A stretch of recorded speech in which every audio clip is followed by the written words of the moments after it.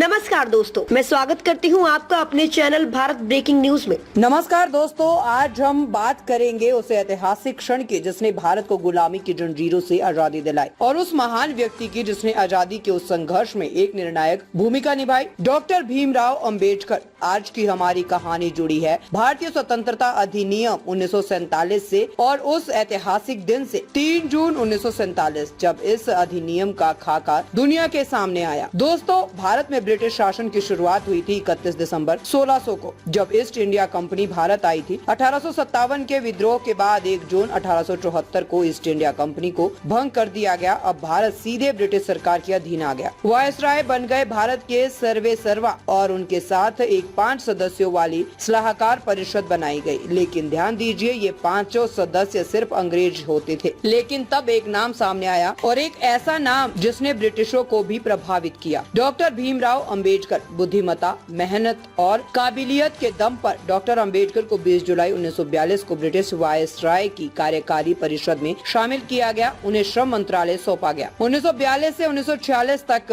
Doctor Ambedkar ने मजदूरों, अछूतों और वंचित वर्गों के लिए ऐसे काम किए जिनकी मिसाल आज भी दी जाती है। 22 मार्च 1947 को लॉर्ड माउंटबेटन भारत की अंतिम वायसराय बनकर आए। उनकी जिम्मेदारी थी ब्रिटिश शासन को खत्म कर अब भारत को आजादी की तरफ बढ़ाना। गांधी, नेहरू, पटेल, जिन्ना और डॉक्टर अंबेडकर इन सभी नेताओं से बातचीत कर माउंटबेटन ने एक योजना बनाई जिसे हम कहते हैं माउंटबेटन योजना। 3 जून 1947 को लॉर्ड माउंटबेटन ने ये योजना ब्रिटिश संसद में रखी। ये योजना बनी भारतीय स्वतंत्रता अधिनियम 1947। आइए जानते हैं इस अधिनियम की मुख्य बातें। पहली बात, ब्रिटिश भारत को 2 हिस्सों में बांटा गया, भारत और पाकिस्तान। दूसरी बात, दोनों को स्वतंत्र और संप्रभु राष्ट्र घोषित किया गया। तीसरी बात, ब्रिटिश ताज से सत्ता भारत और पाकिस्तान को सौंप दी गई। और चौथी बात, ब्रिटिश प्रभुत्व का अंत हो गया। इस अधिनियम को 5 जुलाई 1947 को ब्रिटिश संसद ने पारित किया। 18 जुलाई को शाही स्वीकृति मिली और आखिरकार 15 अगस्त 1947 को भारत और पाकिस्तान आजाद हुए। लेकिन दोस्तों, इस स्वतंत्रता की एक भारी कीमत भी थी, विभाजन, जो हिंसा, दंगे और लाखों विस्थापनों के रूप में सामने आया। डॉक्टर अंबेडकर ने इस विभाजन को लेकर अपनी गहरी चिंता जाहिर की थी। उन्होंने साफ कहा था कि भारत का बंटवारा भविष्य में और भी समस्याएं खड़ी करेगा। उनका एक सुझाव था भारत और पाकिस्तान के बीच जनसंख्या का आदान प्रदान, जैसा कि 1940 में प्रकाशित उनकी किताब पाकिस्तान या भारत विभाजन में उन्होंने लिखा था। उनका मानना था कि मुसलमानों को पाकिस्तान और हिंदुओं को भारत में स्थानांतरित कर एक स्थायी समाधान लाया जा सकता है।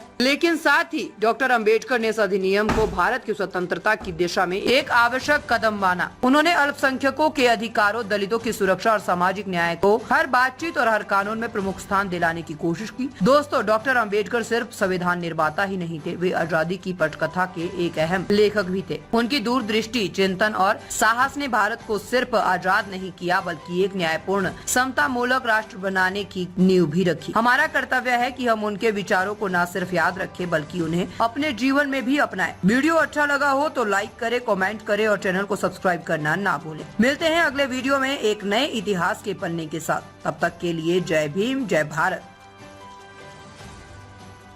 आपको कैसी लगी हमारी ये न्यूज, हमें कमेंट करके जरूर बताएं। लाइक करें, सब्सक्राइब करें और अपने दोस्तों के साथ शेयर करें।